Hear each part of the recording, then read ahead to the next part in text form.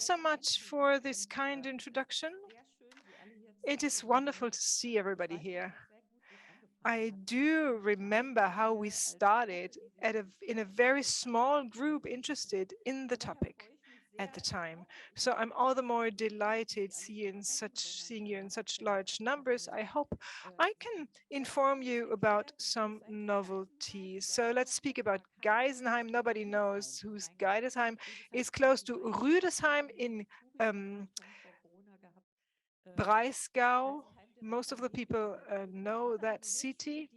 We have a university focusing on related topics, and we try to understand the consequences of climate change.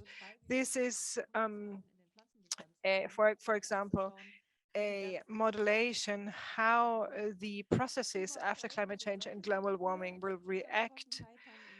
Drought in spring, floods. These are the pictures that you see here, erosion, soil.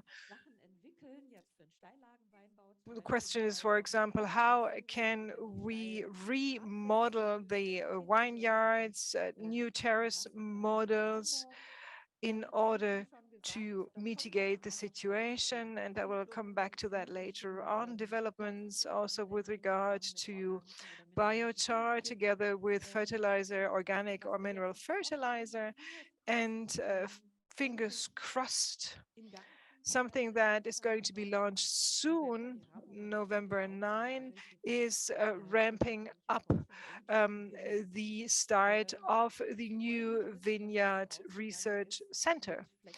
You know, a lot of work behind the scenes had been done with regard to planning, and you have a great new idea, but to launch it takes time. So this here is our creed: understand the consequences, developing mitigation strategies with regard to climate change. Negative emission technologies. How can I remove emission CO2 from the atmosphere? Reforestation is part of it, of course. And this brings me to Sibylle Maurer-Wollatz. I can connect things. I can have more biodiversity integrated into the area, and they provide biomass. I can throw them away, or I can permanently use part of it in form of making use of pyrolysis and biochar use. We're going to hear an interesting presentation on the combination of mineral. After weathering, we withdraw. With weathering, things are removed from the atmosphere. What happens is that things that resolves in water at the end of the day provide different silicate minerals and their cations, calcium, magnesium, and so on. Once they enter the oceans, the alkalization provide for different organisms and carbonate minerals. And this provides a net fixation of emissions coming from the atmosphere. And Elena is going to speak about that later on. Something you should take home is something that organic agriculture made use of for quite some time. Also, rock powder. Using rock powder is a net technology. And then, of course, we have the use of biochar. We find oftentimes information on that. Oftentimes people say, use different terms, especially in German, that are more of a comprehensive term, Biokohle, but Pflanzenkohle in German, or biochar in English, is what we speak about. And then we have the large scale technologies that are used. Part of that is BECCS, BECCS, bioenergy with carbon capture and storage. The basic idea behind is that a lot of biomass systems are available. I separate the CO2, that covers 1/3 of the thermal performance, and then I press things and hope the emissions stay there, so to speak. And in certain formations, carbonization takes place and the substances are fixed there and stay there. But this is not connected to an added value. And then if I have green energy, I can make use, and you remove it for direct air capture. This is called ducts. So this kind of removing emissions capture a lot of interest. If you take a look at the media coverage, you usually find these fancy ducts, DACCS images. So we have to take a look at how we want to shape the landscape to make sure that we can remove emissions, and rock powder, for example, can be part of those approaches. In one project, I don't recall when we started, I think it was 2017 or 2016, together with the Potsdam Institute for Climate Research, together with a group of Wolfgang Lucht, we established this concept, pyrolysis with carbon capture storage. This is a concept that we basically developed, and it was present for quite a while already, and we basically transformed it into a term and published it to make sure that a broader audience can have access. So when it comes to BECS, you can also use it for pyrolysis if you have a plant that is big enough. You can also transfer and process bio oils this way, but usually people speak about biochar. So on a practical level, the pyrogases are used for thermal use, and currently they enable for plants that provide for pyrolysis in a plant. What we did in the publications is the following. So we started with types of hypotheses that usually are used in different areas. And we focus on biochar today. I remember in 2019, before Corona, Constanze Werner spoke about this type of modeling and how large scale approaches can be implemented in models.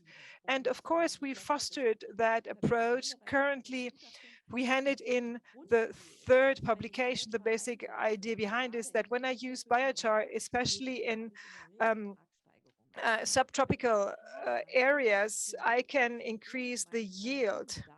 So without lowering the caloric waste, I could use caloric need. I could use bio waste in order to create biochar. Constanze calls it land neutral nets or land neutral pigs.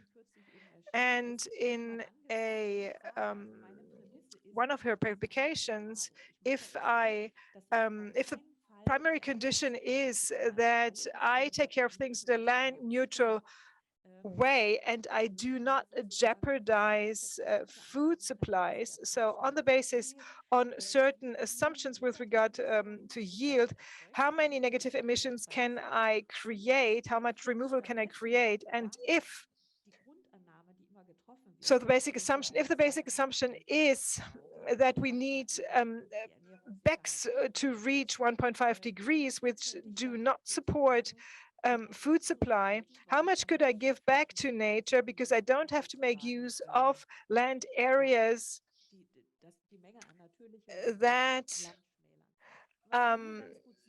remove people, or that remove the option of providing food to people.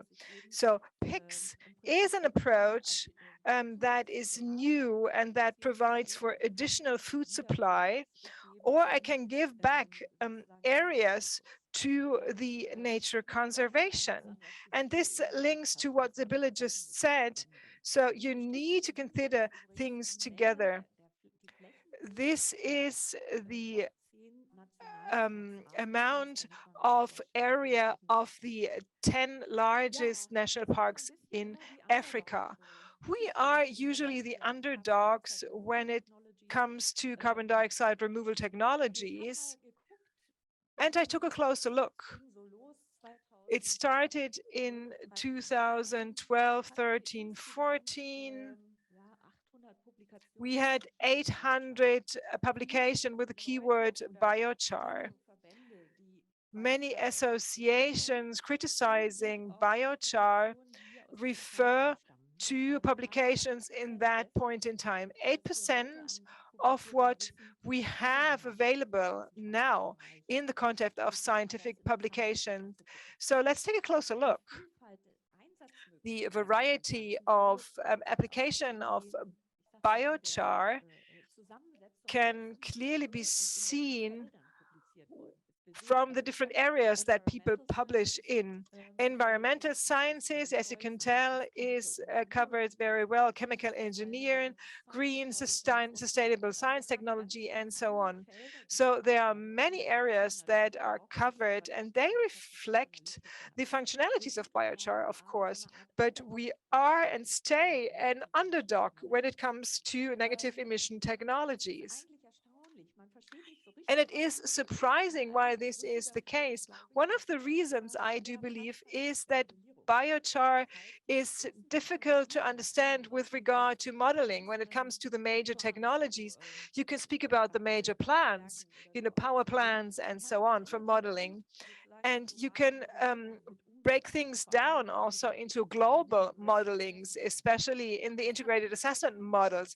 And it's different with biochar. It's more difficult to do so. When it comes to modeling, the modeling refers to the use in the soil, that you can use it for construction materials or also in other areas that remove emissions is not well known yet. So thanks to EPI, I took a look at the market report, and we see a growth in production capacities in biochar. And if we calculate the CO2 equivalents and the amount of emissions that can be fixed, it's more than 100,000 tons already. DAX is much more present in the different publications, in newspaper articles and so on. We speak about one facility that exists in Iceland, and that is run on a commercial level with geothermal energy, green energy, that can process things to fix them. And the Orca facility, they fix 4,000 tons per year in equivalence. BECCS in Europe, we have only one plant in UK, Drax facility, 330,000 tons per year. Much more is available in the US, 4 plants creating as much as we do in Europe as a whole. And there is one additional, and I did not find out if that is just a nice idea or if it's really running. The Decatur plant. This is a plant that incinerates fossil energy, and by the separation and pressing of emissions, it decreases the emissions, but it's not a true negative emission technology. So with regard to technology readiness level, we are way up on top, as you can tell here. Nevertheless, with regard to modeling, many things are ignored that we are taking care of. It is difficult to establish a network and a contact. So many people like myself in research and science try to combine the two worlds, the global modeling world and the practical application, that many of you come from that area. Something that was very supportive is that we have certificates to show that we have a secure and safe product. This is the EBC standard or certification, and we also have a certification for carbon sinks. I remember speaking in 2010 with Hans-Peter Schmidt. We started, at the time, EBC development was started, and we said, we need that. We need to prove that we process and produce things in a clean way. Most of you know him, and I have to say that at a very early point in time, he set the course in the right way. So certification, proving that we work in a clean manner, in a clearly calculable way, with regard also to transport emissions and so on, we are way more advanced compared to other technologies. So we took a look at the state of science. We took a look at meta-studies. Meta-studies are studies that review many different studies, taking a look at whether they are done along the lines of scientific methods and taking a look at the core elements. Each of these blocks here is a meta-study, and if it goes to the left to negative, it is an effect with a higher effect or increasing effect, and down here you find the negative effects. So to the right, the positive, and to the left, the negative. If we take a look at the medium productiveness, so the plant or the yield, and if you take a look at those with different studies available with different approaches, in mean, we have a modest increase in yield because we more and more do understand which type of biochar creates which effects in the different soils. For example, the length of the roots, the length of the root mass, everything that contributes to humus production. We speak about char, but we speak about everything that is dynamic and living biomass, and that increases also with regard to the root knobs that take care of the sequestration.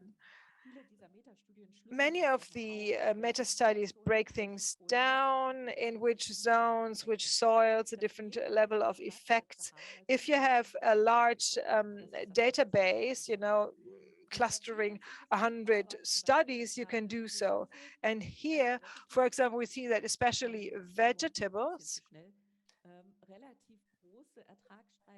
see major increase in yield. These are the two bars here with positive effects. And we have to take a look at the positive effects, and this is what we make use of first, and then we can increase and improve elsewhere. The effects are not done after 1 year. So here you see many studies and how many sets of data had been studied and reviews persisting several years. Let me come back to the roots. So everything above 0 is positive effects with regard to the biomass of the roots and the length of the roots and the percentage and change in percentages. So with regard to soil carbon, the question is the stability of biochar. This is something I focus on with regard to nets. What about the original carbon? If I add biochar, what happens? Is it faster or slower? And another question, if I use biochar, can I create an interest rate, so to speak, with regard to soil? So if I add biochar, can I accelerate the production of humus or not? So sometimes only after 10 years after starting the first experiment, you have the first answers. So, you know, you cannot add biochar to the soil and have your result the year after. It takes time. You need a decade. And biochar research dates back a decade now. So now we can start looking at the results. Stability, let me come back to that later on. We have some good proxies how to find out the long-term stability of plants. A very interesting thing is that usually when it comes to studies on priming, at the very beginning, after adding, we see a positive priming, but after a year, it shifts to a negative priming. Very interesting. This is something that the meta-study of Wang found out. A proxy for the long-term stability of biochar is the ratio of H and C. In 2020, we published a major database. The correlations are not perfect, but you can tell that with a lower share of H, higher share in C, higher pyrolysis temperature, we see a better long-term stability. If I compare that to what I add to the soil, compost, degradation, and so on, that provides me with a steady state. Degradation happens very fast. With biochar, the decomposition is slower, and whatever is left there's more residue. The question is, can I create that interest rate that I mentioned before or not? I would like to mention again that this is not about either or. So I take the overall degradation, take out and produce biochar and add only biochar. No, the philosophy is to mix things. So the question of the interest rate when adding biochar. We have first publications available. Very interesting that there might be this type of interest rate. This paper here revisited old systems with experiments in 3 locations in 2011. The equivalent was 7.25 and in 2007 they took a look again. 2017 they took a look again with different plans, and they took a look at the further development, and the control saw an increase of 2.2 tons carbon per hectare, and with biochar it was 14.0 tons per hectare. If I detract the first amount, it's still twice as much as I had before. So we see the upper soil, with a strong effect, and the mean is depicted here. Also, water infiltration improved, and when it comes to dry stressors, this is really interesting. This again is another study that has been published, Nature Communications, by our colleagues from Australia, Lucas van Strieten, Stephen Joseph. So experts in the context of biochar research. And let me explain to you what they took a look at. It's pretty complex and rather amazing what they were able to show. Subtropical grassland in Australia, it had been eroded, lost 17% of carbon compared to the original forest. In 2006, they applied biochar, and 8.2 years later, they applied it again. They had a control with no application, no biocoal. In 2006, the historical control, and then they applied again 8.2 years later. Historically again and again. And what they took a look at, do I have this interest rate? Do I see an increase? What did they find out? with a control group at the very end of the time. They had 35 tons per hectare.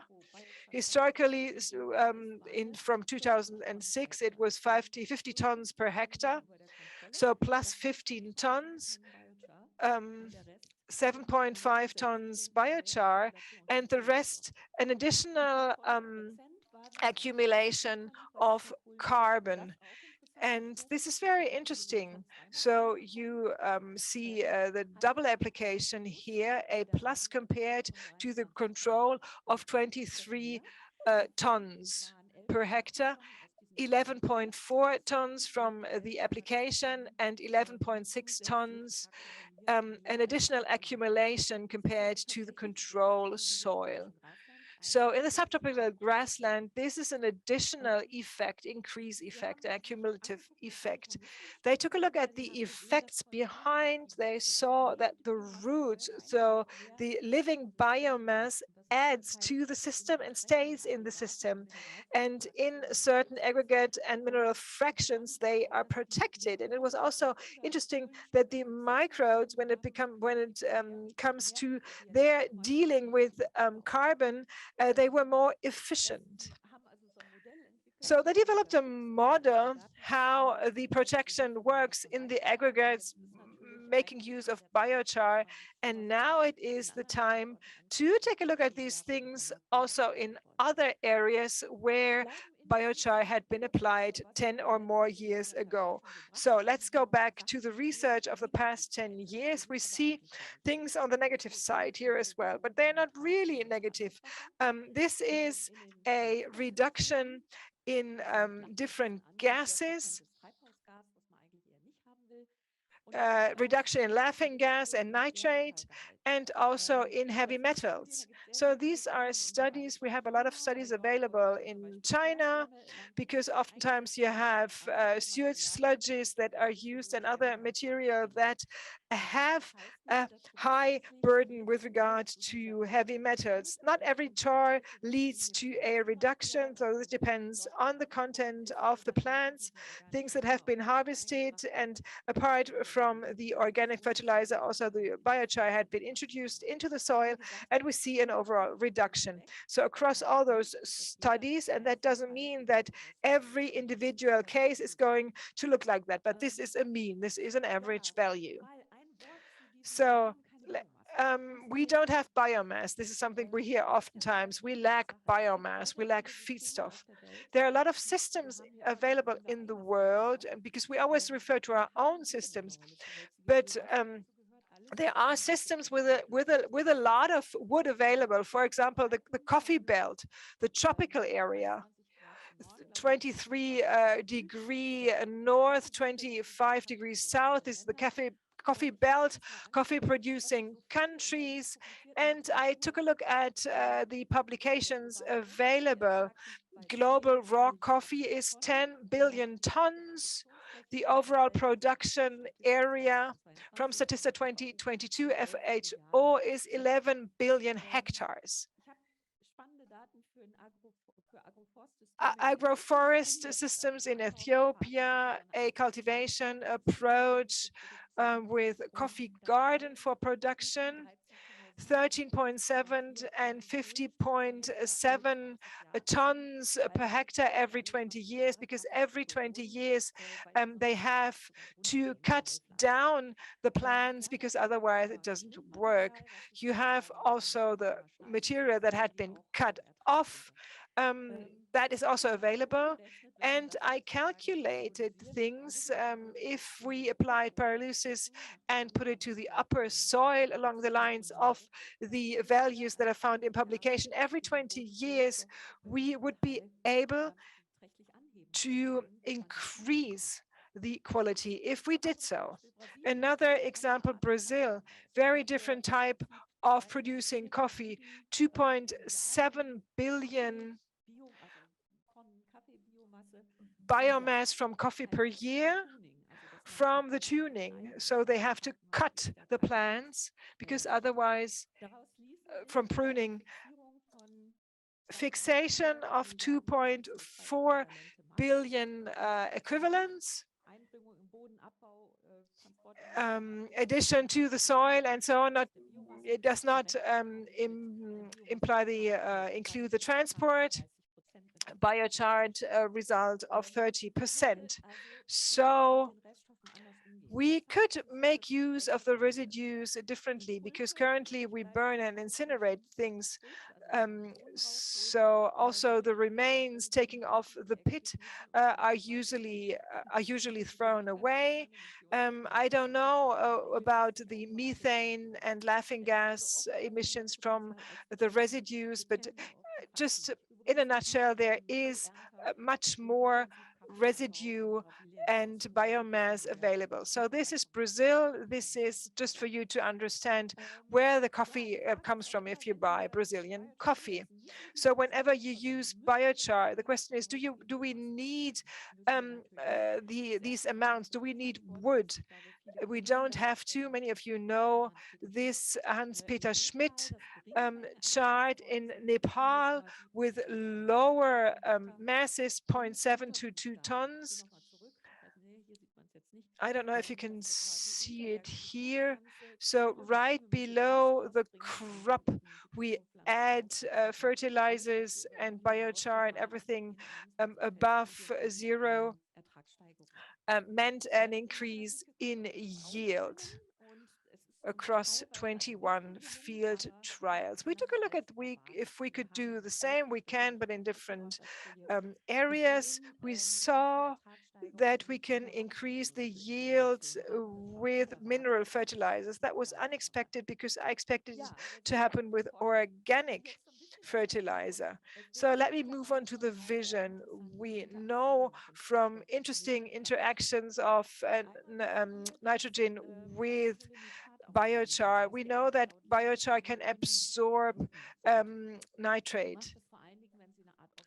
And this happened with organic coating, with different interactions when it's humid, but not always humid. So if I add nitrate to the biochar in water, nothing much happened. But in soil, things happen.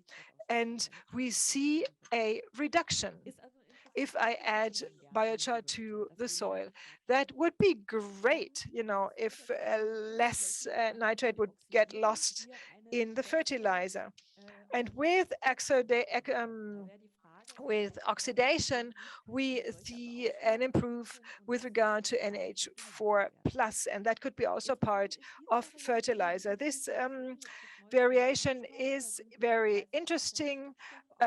Melted urea that has molten urea that has been used and applied, and we see that a slow release fertilizer is the result. And who says that one biochar has to take care of everything? Our vision is that we cluster different functionalities, that we use biochars in a way that they do what we want and add them to the fertilizers and produce them together with the fertilizers. Let me skip these things here. In 2015, we saw already that biochars can absorb plant nitrate and that things can be released again, and that part of it is captured in the organic coating, but let me skip that part. This is not everything I wanted to speak about. We can also recycle phosphoric, especially when it comes to K salts or rock powder. In this case, we can improve the availability for the plants of P,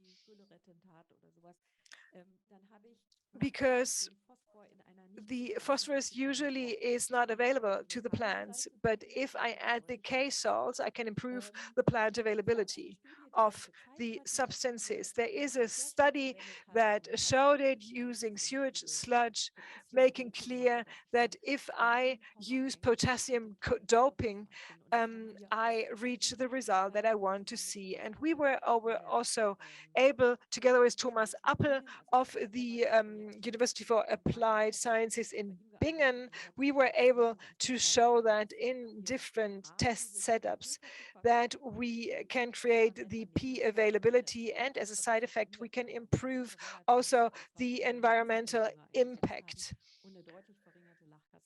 less laughing gas emissions, for example, in the context of organic fertilizers. So we reach an NPK composite that is biochar based. If I use rock powder or add K-salt in pyrolysis, more stable carbon is the result. This is a great side effect also.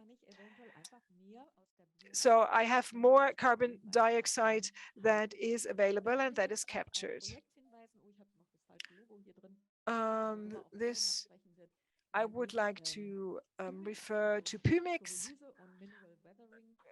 pyrolysis and mineral weathering for carbon storage. So we try to combine those two technologies. First insight here, controlled field studies with a self-setup, so to speak. Georg can add to that later on. We had sand beds, growing plants with a chamber below, where we were able to capture the water, and were also able to measure the laughing gas emissions. To make it short, the animation is missing here. I'm sorry about that. 4 different variants with or without biochar when it comes to the growth. So no poor organic coating simulation with coffee residues. We added rock powder. Pumix is the direction here. And we used a fungus that we added always together with the coffee residues. It's difficult to see on the chart, but we had an increase in yield of 20% in the combination with biochar for kohlrabi. Difficult to see, a clearly reduced nitrate washing out. And during the whole time, we saw a drastically reduced emission of laughing gas. So the environmental costs as a whole were way lower. Well, you could say this is not so much. Urea, for example, is the most globally used fertilizer. As you can tell from the chart, 30% N introduced, you can come up with the million of carbon and emission that we would be able to sequestrate if we started that approach. We will not save the world, but it's good not to focus on this application only, because there are many other applications available. There is also the option to make use in long-term use products. And this is something that I find very exciting, and I hope we are going to enhance our research in this area. Let's take a look at how things started. This is the timeline that Mr. Hanroy gave me from Hong Kong.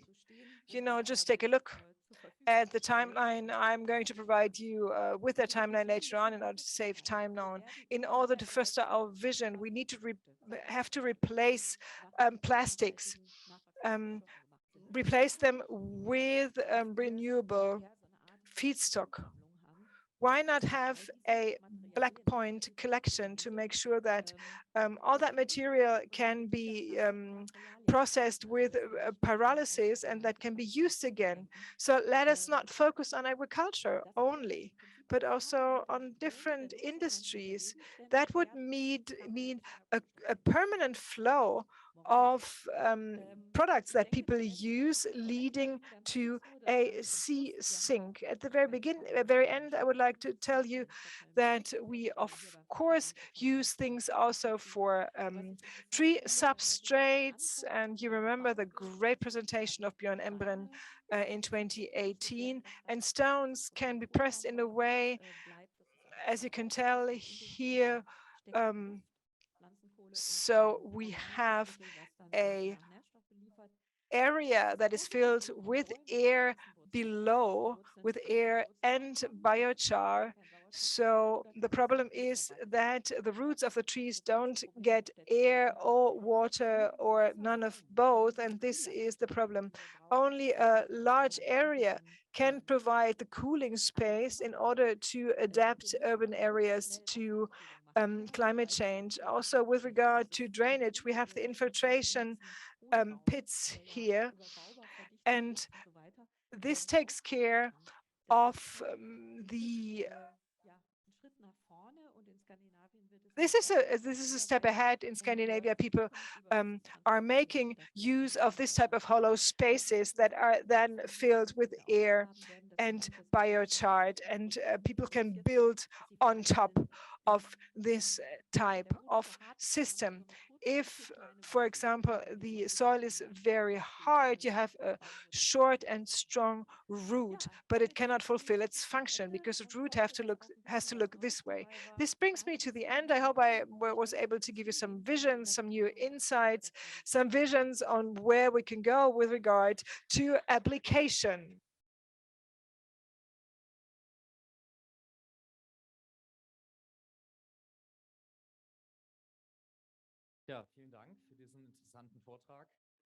Thank you very much for this interesting presentation. Let's move on to the Q&A session. Other questions? So please raise your hand. I'm going to come over to you and pass the microphone to you. Eckbert Helbig, my question to you is, you speak about the application of biochar in soil, on soil. Is that always activated biochar, or is it also pure biochar? Very good question. Thank you. The meta-studies are based on the old way to use biochar. This is what people did for the past 10 years also in science, and this is the data that is available. So when it comes to the review of meta-studies, we focused almost exclusively on this older way of application, meaning, and this is why I'm positive or moderately optimistic that we can reach an increase of yield if we start using things also a different way. You know, divide and conquer. This is, you know, I want to see effects. This is how people started at the time. Thank you, Claudia. One question with regard to humus. I remember that soil experts found out that especially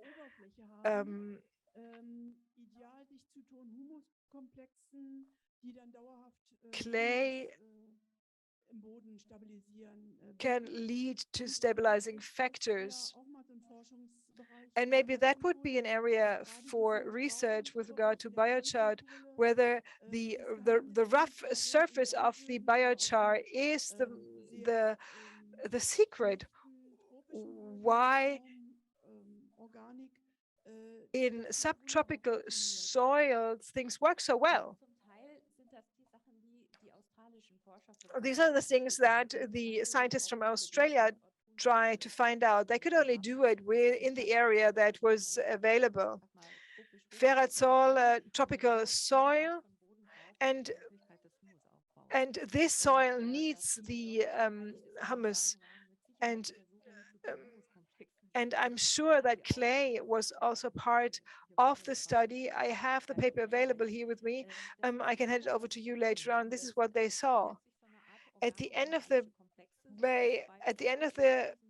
day, you know, you have the organic complexes that connect to the biochar, and the carbon that creates the humus is better protected.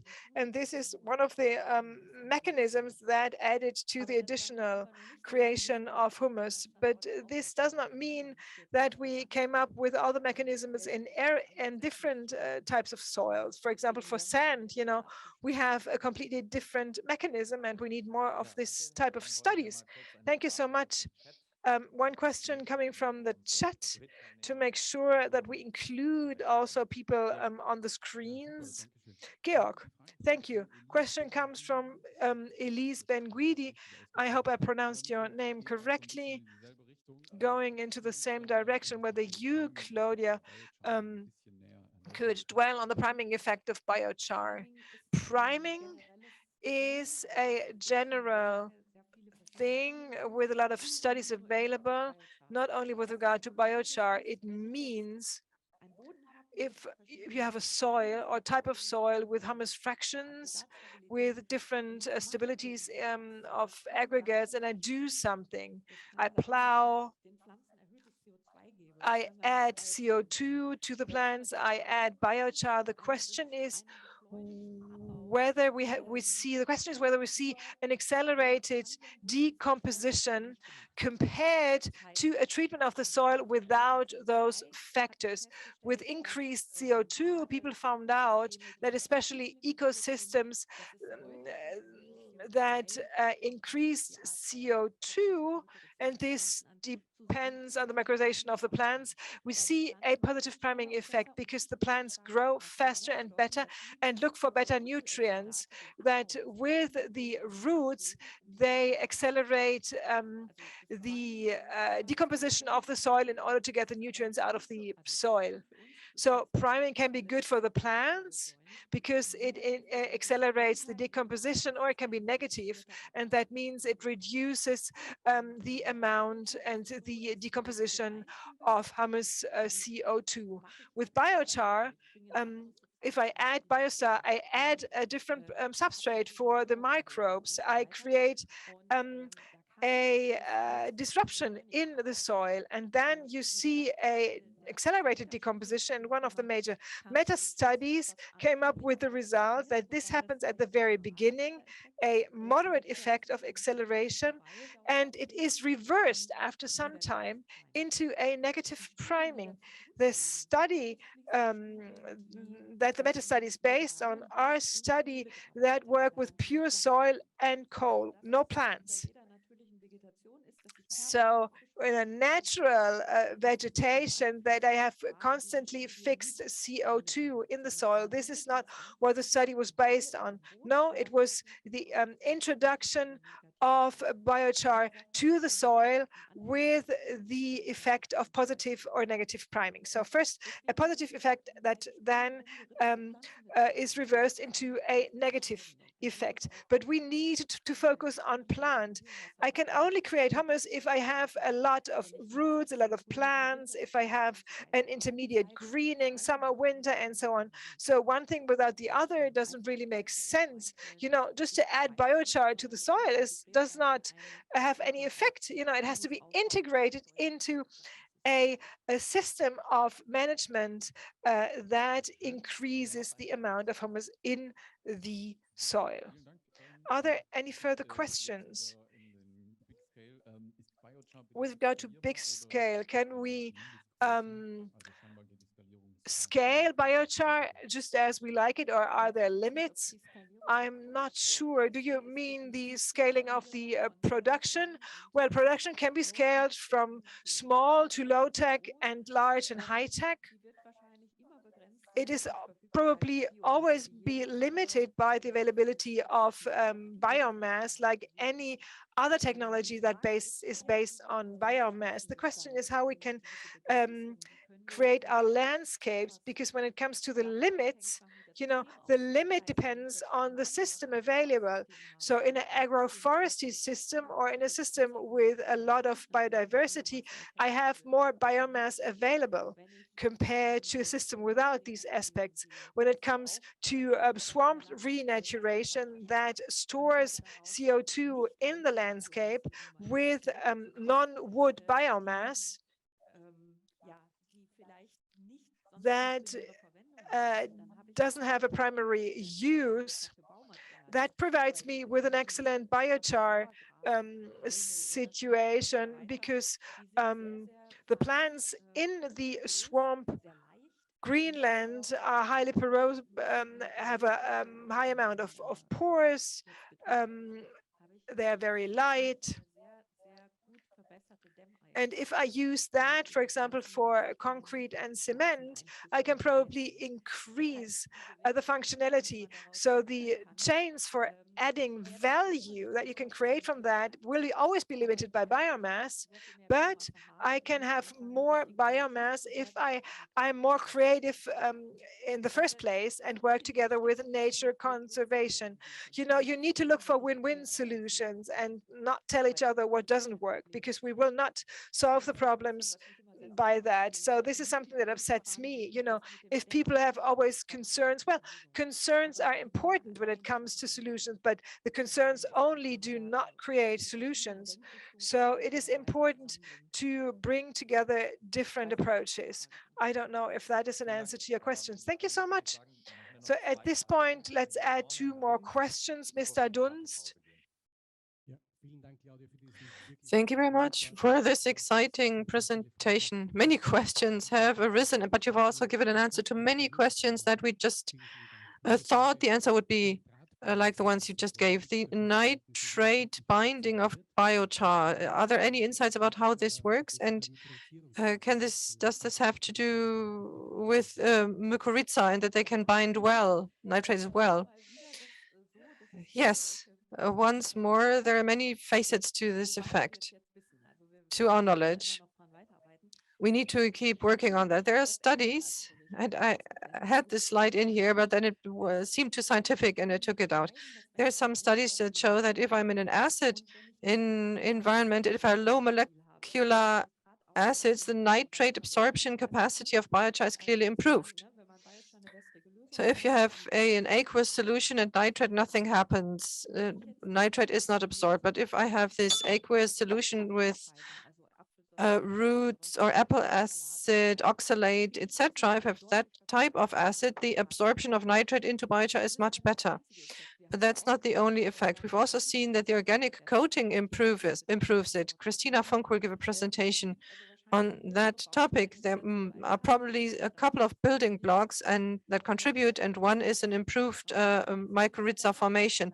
And this improves, if physically speaking, apart from anything else, the soil is less compact.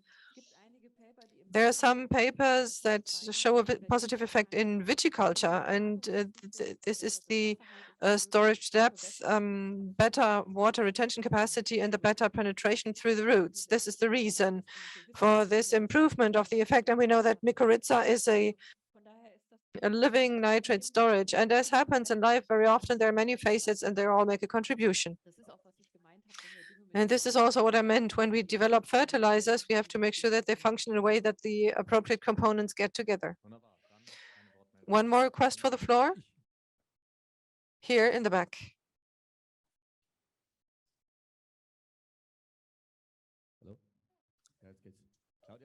Claudia, thank you for your great presentation. Marcel Huber, I'm all the way in the back.